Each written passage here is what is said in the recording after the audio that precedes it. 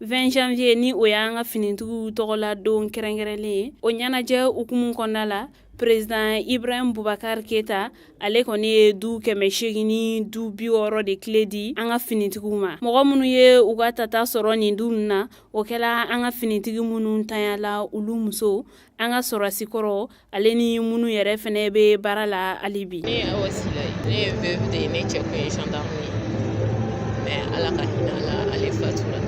Donc u ye wele ko n ye so sɔrɔ, donc n nana o tile dili la. A tɔgɔ Aja Chaku Mɔdɔ ne ye logement social sababaga don. A ye degun caman bɔ ne kan. Ala ka dan mun na i n'i ka denbaya bɛ ɲɔgɔn kɔnɔ, loyer ko tɛ yen, o ye degun ye, bɔlen caman bɔlen ye kan.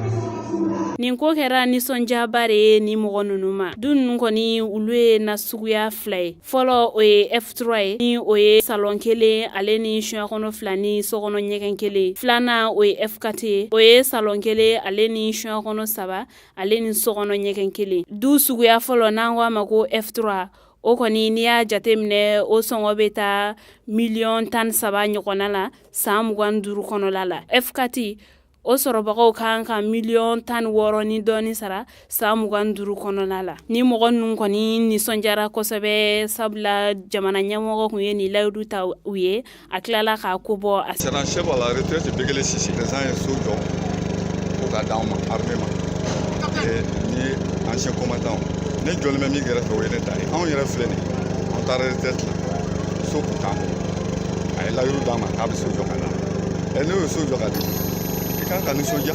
So ye sutura dɔ de fɛnɛ ye, i ko fini ye sutura ye cogoya min na.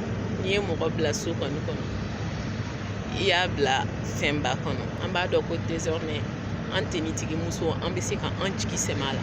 An b'a dɔn ko yiriba dɔ fɛnɛ b'an kɔfɛ. Donc an b'a fɔ hali bi nin bɛ anw bɔ. Ko nin so ninnu kɔni bɛɛ ni u fara ɲɔgɔn kan u musaka a bɛ taa miliyari 29 ni a kunkanfɛn na. Ni hakilina in yɛrɛ kɔni dabɔla so 1000 kɔni de dili kama ni mɔgɔ ninnu ma. Mais an bɛ wagati min na i ko sisan 860 o kɔni de sɔrɔla fɔlɔ, a tɔ olu kɔni olu bɛ dilanni sira kan.